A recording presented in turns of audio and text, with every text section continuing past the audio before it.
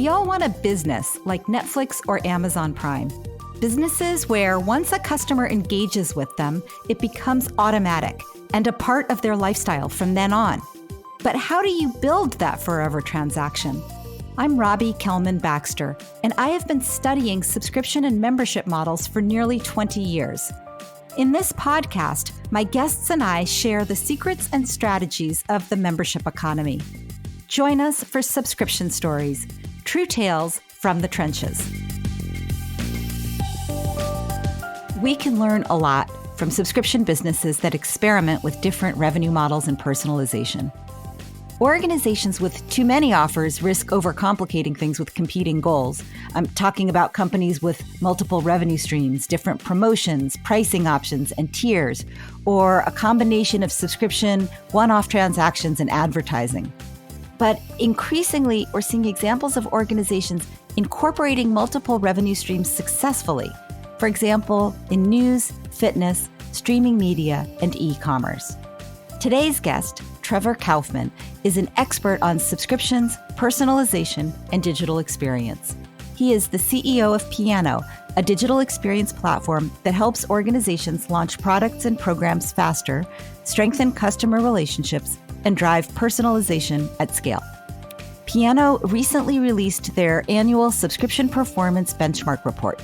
It's full of valuable insights gleaned from their customers and relevant across many types of subscription model. In our conversation, we talk about the emerging best practices in subscription pricing, the role of freemium, and whether there's a place for ads in the world of subscriptions. Before we dive in, I wanted to note that we experienced some technical difficulties during this recording, so you'll likely hear a bit of a quality shift around the halfway point of the episode. Apologies for not catching this during the initial recording, but we're always working on improving our systems and processes. I'm still pleased with the conversation Trevor and I had, and confident you'll enjoy the rest of the discussion all the same. Welcome to the show, Trevor. Thanks for having me. You recently released Piano's subscription performance benchmark report, which is fantastic, and I'm eager to get into the findings there. But before we do, maybe you can tell us a little bit about how you got into the subscription business, the media subscription business. Sure. I started a digital agency, which I sold to WPP in 2007. And working at WPP for several years, I saw the birth of programmatic advertising.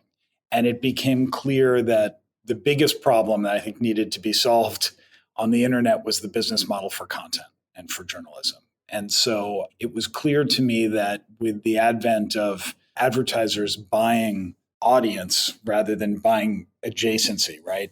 Buying specific audiences over the web rather than doing as many direct deals as they had done in the past, that we were in a world where for premium publishers, CPMs were never going to pay on their own for the production of premium content. And so I started becoming fascinated in the paid content business and joined a small company that was doing this in New York City called TinyPass, which we later renamed Piano. And that was the birth of it in 2012. Interesting. So you really were one of the early people to sort of see this change from we're willing to pay for eyeballs to we're paying for engagement with a certain audience. That's exactly right. So whether the data is particularly accurate or not, there's the impression of advertisers now that they're able to target very specific audiences with specific purchase intent and content interest. And because of that and the explosion of ad tech and the domination of Google and Facebook, the advertising market has been very difficult for independent publishers. And so charging for access has been critical to their survival. So that's kind of where Piano has innovated. I've heard Piano described as a software company that helps organizations diversify revenue through personalization. What does that mean? What does personalization mean in this context? Yeah, so we're very focused on a concept we call personalized commerce. And the idea is that different people at different moments in time have different price points, interest, price elasticity, et cetera, at which they're willing to buy, right? And so for us, our most successful publishers are the ones that personalize the most, right? That for individual audiences, will come up with something quite relevant to them, an offer that's relevant to them, a bundle that's relevant to them, pricing that they'll accept at a moment when they can take advantage of it. So the more personalization we do, the more the numbers tend to go up. The more things we A/B test and try, the more niche we target audiences, you're a lot more likely to subscribe to something if we, for example, include imagery from stories you've read before, right? So there's all kinds of things that we can do to personalize that experience to make you more likely to convert by making it more relevant. And so personalization is everything from some cosmetic aspects of the offer. Of course, it's when we intercept you, right? Because a lot of our clients stop you from reading more free content at a certain point. So at what point we do that, the way we do that, whether that's dismissible or not, again, the price point, the bundle that we're offering you, all of that is personalized in our platform. Really interesting thinking about how to personalize the experience before the moment of conversion, but also personalizing the offer itself. And I know we'll get to it, but also potentially personalizing what happens after that moment of conversion. Absolutely. And a big part of that personalization, Robbie, is content, right? So if you go to one of our clients' sites, very frequently they will use our algorithms to decide what stories you see on the homepage, right? The top stories will be chosen by the editors, but then everything below that is dictated by our content recommendations algorithms. Similarly, in the emails you receive, we might not send you an email, for example, that has stories you already read listed in it. So the presence and sequence of those articles in an email newsletter will be personalized. So all of these things help to drive the engagement and the loyalty that results in conversion. Can you give an example of how at the top of the funnel, how this might play out with a real company? It can be a client of yours or a hypothetical. Sure. I mean, Dow Jones is a real world client of ours that uses this a lot. So if you go to the Wall Street Journal or to MarketWatch, you'll see individual stories that are selected for you based on your likelihood to click on them. We develop these machine learning models, propensity scores, for every action that you might take, for your likelihood to return, your likelihood to register, and your likelihood to subscribe.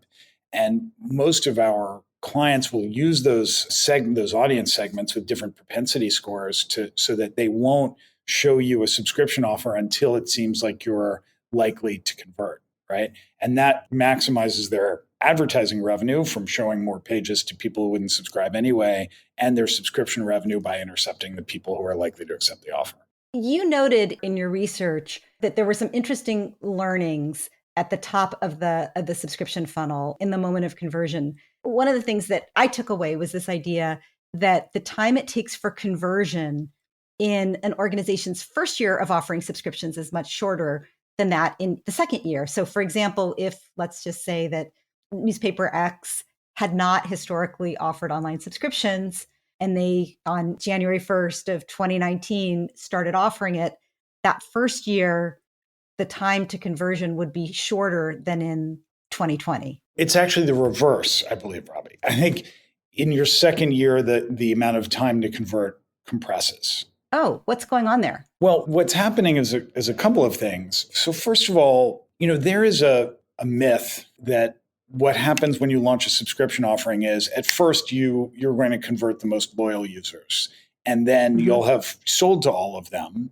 and then it's really quite difficult to acquire new subscribers after that. And of course that happens to some publishers, but for the most part, our clients get better and better at subscriber acquisition over time. Why is that? They understand their offering better. They put more behind the paywall. They hire more marketing people and they get better at it, right?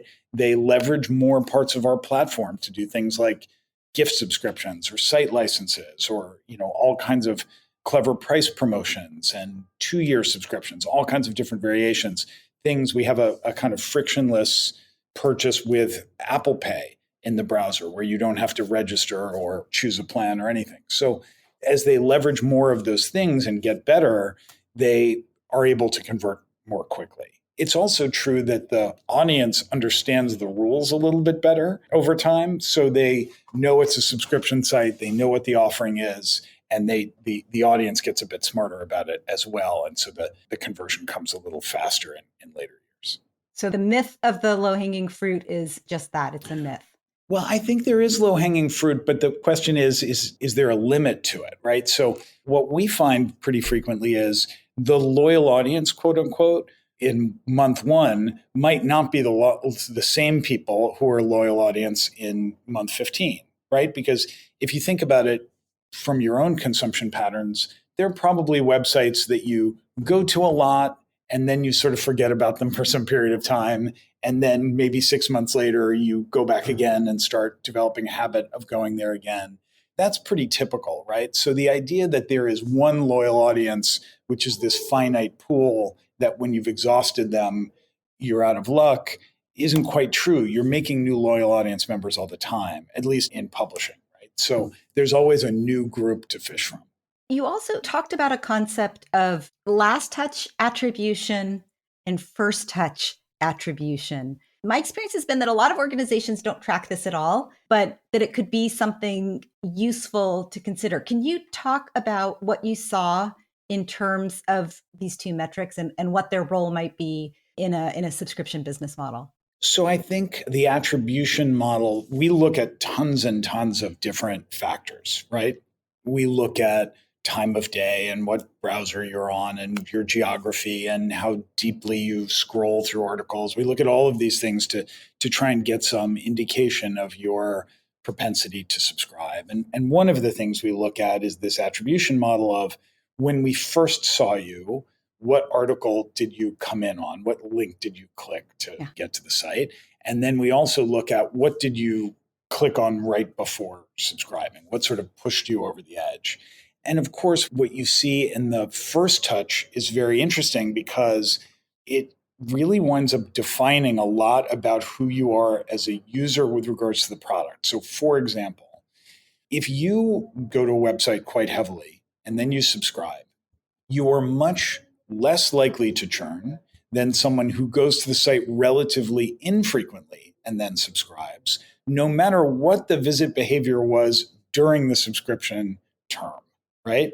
And the reason is because, or at least this is what we suspect, it's the way you think about the product, right? At the moment you subscribed, you said, I am a heavy user of this thing. I use it all the time. And whether you do use it all the time, once you're actually a subscriber, is less material than how you thought about it at that moment of purchase, right? So first touch attribution is really useful for us to think about how the reader, how the user thinks about our product, right?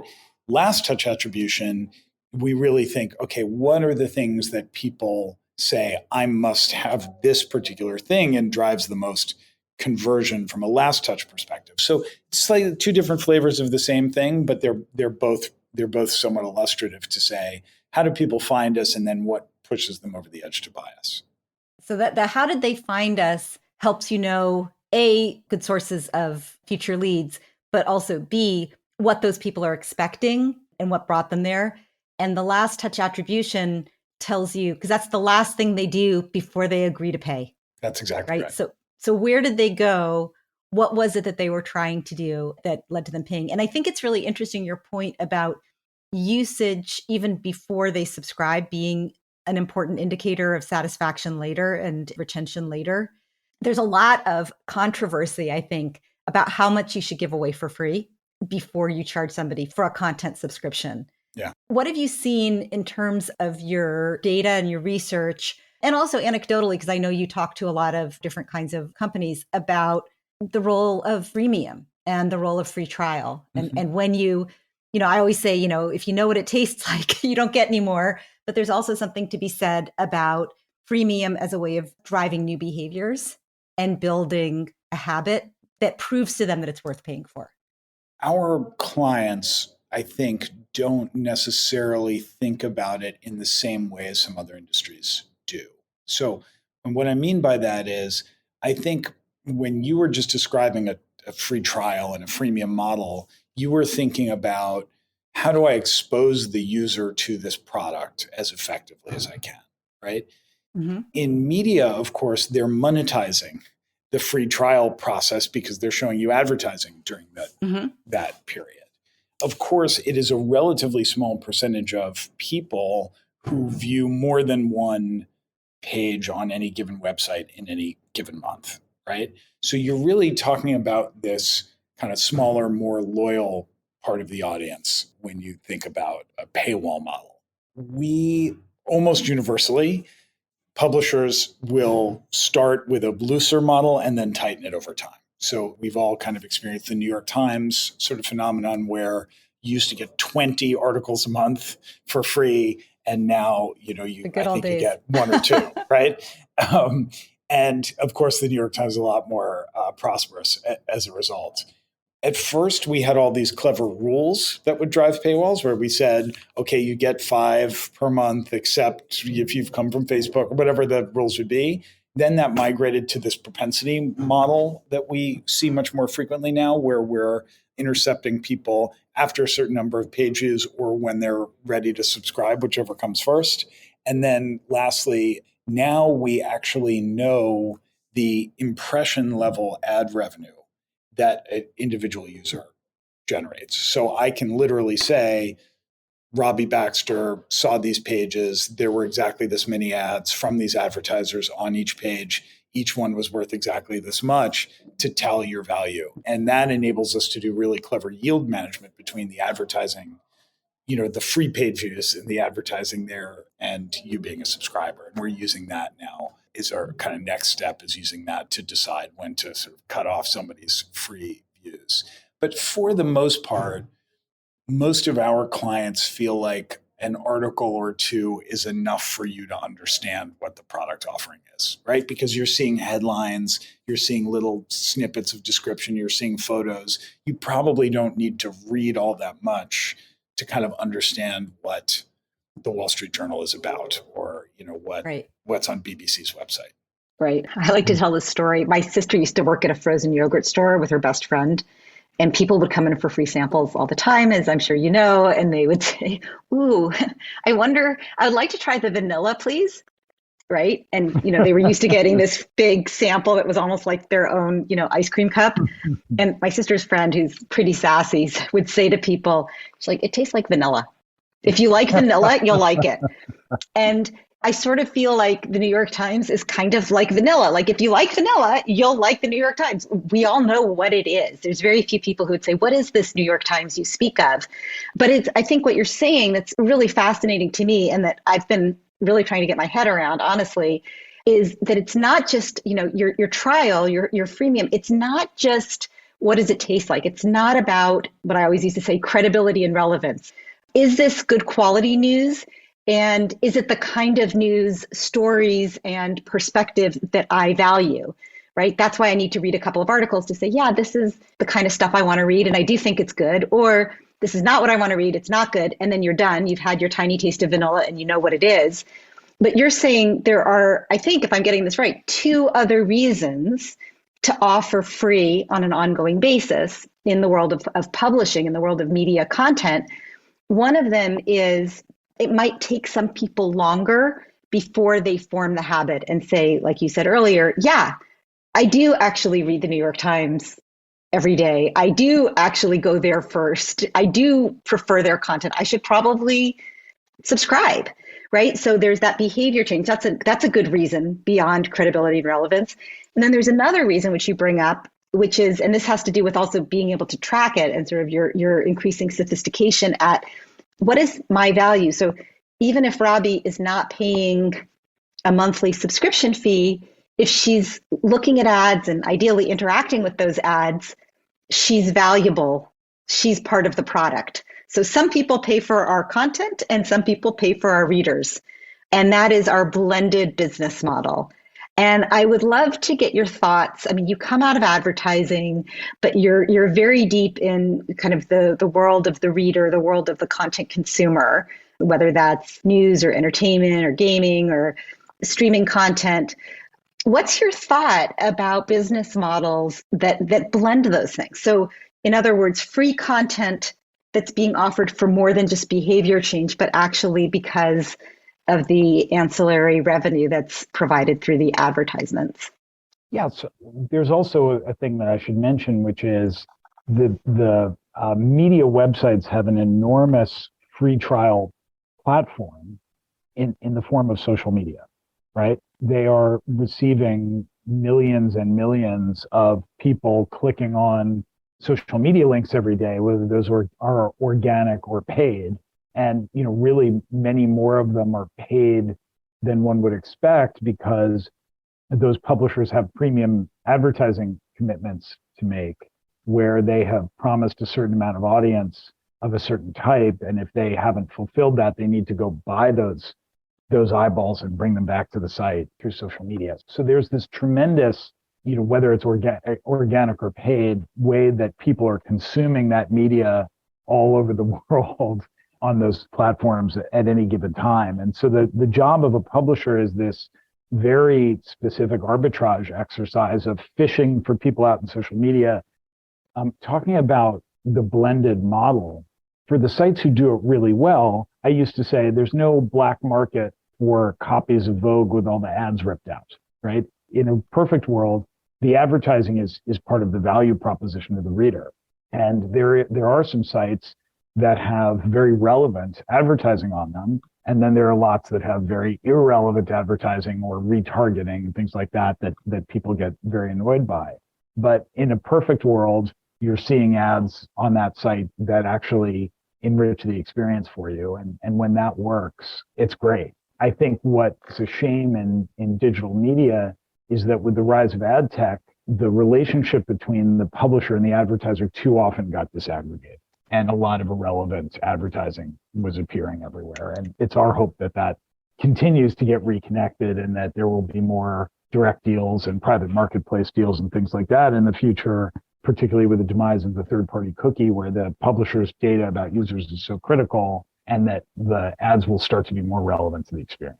Yeah, so it could be in a Pollyanna, Nirvana kind of world, it could be that this is a virtuous cycle, right? We learn more from the subscriptions, which we can then apply to more relevant ads, which leads to more engaged readers, which leads to more subscribers. I mean, I think that's what we're hoping for. And I have a couple more questions I want to ask you about your research report, but I also want to get to some more questions about what you see as sort of the future of the blended advertising subscription model. So first, I want to ask a couple questions about engagement. What have you seen about most engaged readers, least engaged readers, and what to do with them, particularly around this kind of best practice of let sleeping dogs lie? If they're subscribing, even if they're not coming to the site, even if they're not spending any time with us, just let them be, because it'll extend the duration of the relationship. What did you see in the report relating to engagement, and what are your beliefs and your insights from having worked in this space at such a high level for such a long time? Well, sleepers are a lot more likely to churn, right? So we do a lot to try and re-engage folks. And that might be, again, in social media, right? So if you're a subscriber and I put articles in front of you and you haven't been to the site in a long time, but I put some articles in front of you in the social media channels where you hang out, and you start coming to the site again, you're a lot less likely to churn out. And so that making sure people are getting the newsletter, potentially getting browser push notifications, that we're in all the channels where they spend time, that those things really do help with re-engagement. I think we always try to do that rather than just kind of letting them sit there. Yeah, because I've had a lot of clients say, well, whenever we send out a reminder, we send out an email and say, hey, paraphrasing, it's been a while since we've seen you. Did you notice we're offering a new course? Did you notice, this great article on a topic that you've been interested in before, what have you? That there's always a percentage of people that get the email and cancel. Like, thanks for reminding me. I forgot I was subscribing. Goodbye. And so there is, I think, this perceived trade-off, but it sounds like the data you see indicates that you're better off maintaining the relationship and trying to get your subscribers to get value for what they're paying for than to hope that they just don't cancel. Yeah, I think that's right. There are plenty of people who subscribe to something in order to give them the opportunity to go, even if they're not going, right? So insurance. I could go to the health club. I know it's there. I plan on going at some point. I'm going to keep my subscription going. But there are lots of other cases where you subscribe, then you say, I don't really use this anymore. I want to save money, and you cancel. The difference in the media business, of course, is we're providing value in the reminder. So we don't tend to say, hey, you should remember that you're subscribing to this. We tend to say, we're just sending them articles they might be interested in. So for us, there's a little bit less, oh yeah, that's right, I'm subscribing to this thing I don't like phenomenon, and a lot more, a lot more successful. Yeah, interesting. I mean, it could, like in the world of fitness, for example, if you are, a member of Equinox, let's say, of a gym, and you haven't gone, they can say, we miss you. They can say, here's 5 exercises you can do in a hotel room if you're traveling a lot, or, hey, do you know that we're offering new 5 a.m. classes? But it is different than being able to actually give somebody a taste of the actual product than just an enticement back. But it is such a tricky question. How do you drive engagement? So we talked a little bit about who's likely to churn. You mentioned the sleepers are most likely to churn. You've talked about sort of some of the key moments in the report where people are most likely to churn, where people are most likely to cancel their subscription. What do you see there? And what advice do you have for subscription practitioners in terms of how to manage churn? Well, first of all, as I was saying before, we see successful subscription management as not a set it and forget it tactic, right? The more we personalize, the more that we do to provide value and service the subscriber, the less churn we're going to have. And so we have a lot of tools we can leverage, again, emails, notifications, personalized content that we can leverage to continue to provide onboarding, special promotions, gifting things that we can use to provide value to the user. And that process of continuing to identify value to deliver to the subscriber base and changing that over time so that we're staying fresh, is a constant endeavor. But those are the things that we suggest, because I think we're all pretty rational humans. And to the extent we believe that the company we're in a relationship with, and it's really, subscription is a transactional relationship. If the other part of the equation is providing us a lot of value, then we're much more likely to keep up our end, right? And so how we let people know about upcoming events that we're doing and all of that makes a tremendous, building anticipation for the future, makes you just much more likely to stick around than if we've just put up something and stayed quiet. So that's what I would say is, to the extent we are always trying to identify subsegments of our population and figure out what we can do to serve them, that's always going to keep churn lower than a kind of one size fits all strategy or just not being active on their behalf.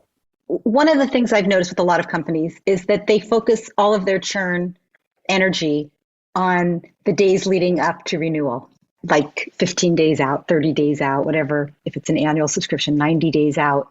What are your thoughts about that as being the time for managing churn?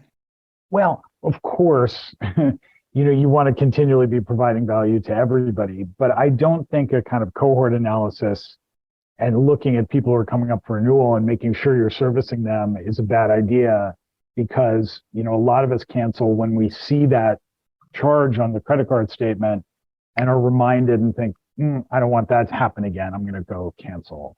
So fortifying around that moment when that bill comes, I think it is very important. And we do tell people, as much as a continual relationship is important, if there is any time to focus on it, it is in those days leading up to the renewal. We tend to see, and this is in the report, but we tend to see, of course, a lot of folks churn out kind of right away. They subscribe in order to have access to an article or two that they were interested in, or to see it on a particular train ride or whatever it is. And then once we have somebody for, I think it's 3 years, then the chance of them churning goes way down, right? So, the longer they stick around, the more chance that they're going to stick around even longer, right? So really important to just keep providing value and keep being top of mind for those users. Yeah. So that it's that onboarding period, that early period that is almost the trickiest, right? Is to figure out who they are, to personalize the experience, to help them find the value that they came for. And potentially, I mean, you brought up this, like what I think of sort of the binger, the one who's like, I just want to watch this one series and then I'm out of here. Or, I'm just interested in this one story and they're doing great coverage, but then I'm done. The challenge of either filtering them out in some way, which is very hard to do, or figuring out how to get somebody who, came for the Hamilton recording to stay for the princess movies, right? How do you convert somebody like, for Disney Plus through that experience? If you know that they came for Hamilton and they have no intention to stay in those first few days, figuring out a way to get them engaged is going to be valuable. Absolutely right. The first 24 hours are the most important. There's no question. And Yeah. so, that onboarding and reinforcing the value of their purchase, right, is absolutely critical. Yeah, reinforcing the value of their purchase and those first 24 hours.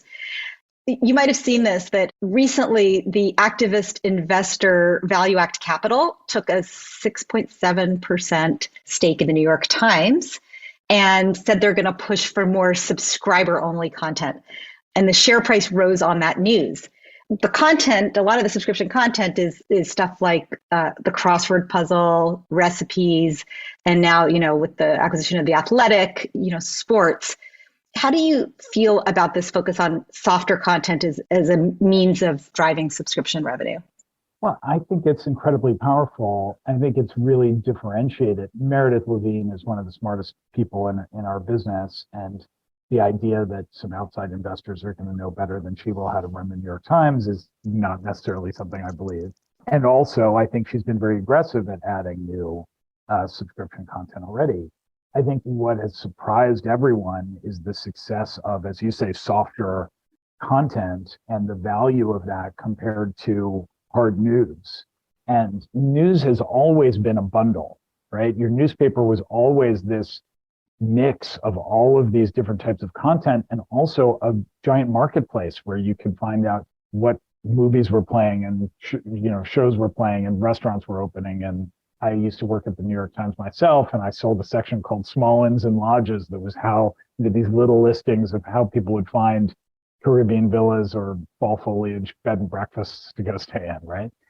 And the New York Times is a very specific section for schools for kids with learning disabilities, right? The role of that advertising is very important, but it's always been this big mix. And so what I think Meredith is doing, which is really interesting, is reaggregating that. And this is Meredith Levine, she's the CEO of the New York Times. CEO of the New York Times. So, yeah, thank you.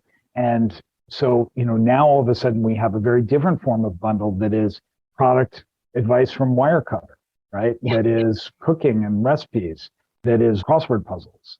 And, they have some smart bundles by which you can offer that. But I think, the more we can put on the benefit side of the seesaw, right? That just as Amazon Prime does, or lots of people do, say, what more can we put here to provide value? That's a great strategy. So we love it when our clients add lots of ancillary benefits beyond what would be considered to be the most obvious thing. Yeah, it's such a good point. It's this, you start with whatever you have, the best that you've got. And then as you get to know your customers better, you layer in ancillary value to deepen the relationship, deepen the value, deepen the engagement. And I think that's especially important in the world of subscriptions, right? Because you want to keep them forever. Yeah. So one thing that we've seen, for example, very few will subscribe to a ad-free model, right? They won't say, well, if this is free, right, I'll get it for free with ads, or pay and not have ads, right? That people tried it. Yeah, tends not to be successful, right? But it's very compelling as an additional benefit and can get people to graduate to a higher level of subscription, right, than they would otherwise. So there's a lot that you can play with when you're doing it, but our publishers who have an ad-free tier can charge more for that ad-free tier than they would have made from that user with advertising. Yeah. So it's just a segmentation tactic. Yeah. So what I love that you're saying, and I hope people are taking away from this, is the importance of continuous tinkering, experimentation, layering things in, putting it in different places, being curious and not having what I see sometimes, which is a big sprint to develop a subscription, and then they finish it, they get it launched, and they're like, okay, jazz hands, ta-da, we're done. Here it is, enjoy. Instead of saying, okay, this is V1, and we're going to keep changing it every day, right? We're going to make it a little better, a little better. That's really right. And that's what, really been our emphasis as a company is about that active management of the subscription relationship and of the subscription offer, because that's the way, just through that, as you said, tinkering is, how you get these incremental gains. We're always saying subscription is a game of inches, right? It is all of these little tactics and optimizations and segmentation tactics that wind up adding subscription over subscription. And really, so many people will launch a subscription model, and if it's not successful in the first day, they sort of give up and get frustrated when, it really just takes a lot of iteration. Yeah, exactly. Subscription is a game of inches. I love that. And also this reminder that when you launch your subscription, if it doesn't work, you don't say, our company doesn't lend itself to subscriptions. It's, we did not get the right combination of features and benefits and target audience and pricing and all of those things. We didn't crack the code. We need to listen more carefully. That's right. Nobody's first year is tremendous, right? But it's like compound interest. You're growing the subscriber base month on month. That is this wonderful annuity. So when it works, it's just fantastic. I could talk to you all day. Honestly, there's so much more to cover. But since we have to close, I want to close with a speed round. Do you have a minute for a fun little speed round? How could I say no to that? You bet. Okay. First subscription you ever had? Wired magazine. Your most useful subscription that you have today? New York Times Cooking. No, I'd say Chef Steps Cooking. What is that, Chef Steps? It's this absolutely unbelievable site that got launched, and these guys make a sous vide cooker, and they sold the company to Breville not too long ago. But it is a really great sort of avant-garde cooking website. Cool. I never heard of it. I'll have to check it out. The most underutilized but valuable subscription metric? I would say probably visit frequency. Visit frequency. How many times do they come back? Or I would say for our clients, breadth of source. So when we see somebody come back directly via email and via social media, that's a real indicator of loyalty that tends to be very predictive. Okay, so where the source of their different visits are, if they have multiple visit sources? Exactly. If we can get in front of a user in a lot of places and have them click on us, then we've got them. Awesome. And then finally, I know you come from the creative world of advertising. What's the best ad you've seen this year? Oh, Robbie, I can't even think of any ads I've seen. I've watched. I have so much paid media in my life. I'm not. I mostly see outdoor ads rather than have a lot in my media sources. I think I just saw an ad for a chili crisp. I can't remember the name of it, but I thought was really brilliant. I'll have to look it up and let you know. Awesome. Well, it's probably a good sign that you're not watching a lot of ads because you're paying for subscriptions to get the quality content. I'm a believer in the product. I pay for a lot of subscriptions. Right. It's you come by it honestly. I love it. Thank you so much for being a guest on Subscription Stories. It was a real pleasure to have you.